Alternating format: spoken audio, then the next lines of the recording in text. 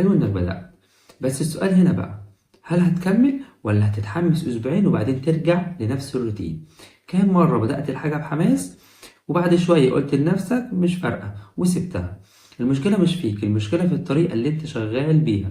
في الفيديو ده هقولك ازاي تكمل، وازاي تفضل بحماسك ان شاء الله، ازاي توصل للي نفسك فيه من غير ما تسيب اللي بدأت فيه.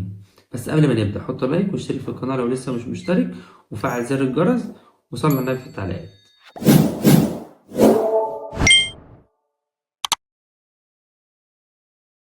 الجزء الأول معانا ليه الحماس بيخلص. رقم 1، الحماس بيروح بعد شوية. في الأول بتكون متحمس جدا وبعد شوية الحماس بيقل وما بتعملش اللي انت عايزه وما بتوصلش ولا بتقدر تكمل اللي انت بدأته. عامل زي واحد بدأ يروح الجيم فدفع الاشتراك واشترى الملابس الرياضية ونزل أول أسبوع وبعد كده بدأ يكسل وما ينزلش الجيم تاني. هنا لازم ما تعتمدش على الحماس، تعتمد على الالتزام وتخلي الحاجة جزء من يومك. تخلي الحاجة جزء من يومك. تاني حاجة معانا، النتائج بطيئة فبتحبط. أغلبنا بيحب إن الحاجة يبدأ فيها أسبوع 2 شهر يبقى وصل لليفل الوحش فيها، وده ما ينفعش وده عمرها ما بتيجي. لازم تتعود إن النتائج ما بتجيش بسهولة، الحاجة اللي أنت عاوز توصل لها ما بتجيش بسهولة. عامل زي واحد بدأ دايت فبعد أسبوع لقى كرش مخسش، بيروح جاي عامل إيه؟ يرجع ياكل تاني أي حاجة. هنا بقى أنت لازم تتعود إن الهدف اللي أنت هتوصله ما بيجيش من ضربة واحدة. الهدف ما بتوصلوش من ضربة واحدة، توصل له من عدة ضربات صغيرة. يعني مثلا أي صفحة في كتاب قرأتها، أي مهارة اتعلمتها، أي تمرينة نزلتها، دي بتساعد وتبني شخصيتك عشان توصل للهدف الكبير. تالت حاجة معانا، الملل بيضربك. لما الحاجة تبقى روتين ممل انت بتزهق، انت نفسك بتزهق.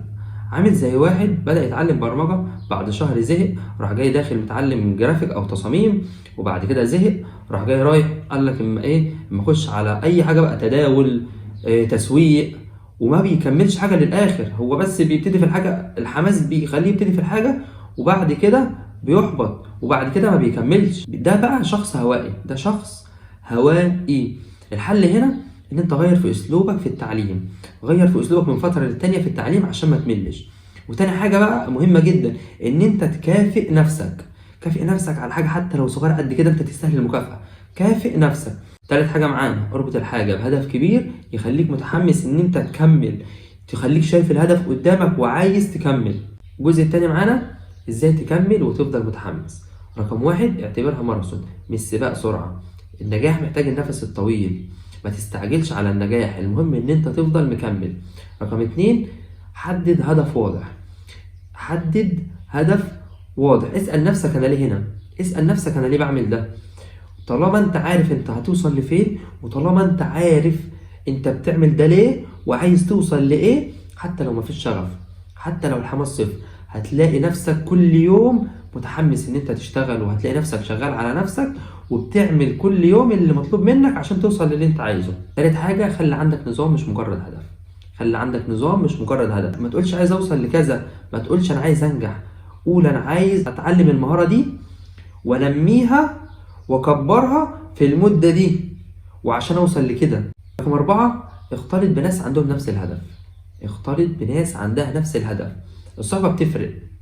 لو انت ماشي مع ناس عندها نفس هدفك هتكملوا بعض، انت هتقع في حاجة هو هيزقك، انت هتزقه، هتكملوا بعض. انما لو انت ماشي مع ناس محبطة، لو انت حماسك نار، لو انت حماسك مفيش زيه، لو انت متحمس 1,000,000%، تحبط زيهم. النجاح مش بس انك تبدأ، النجاح ان انت تكمل وتوصل للي انت عايزه. ما تعتمدش على الحماس، اعتمد على الالتزام.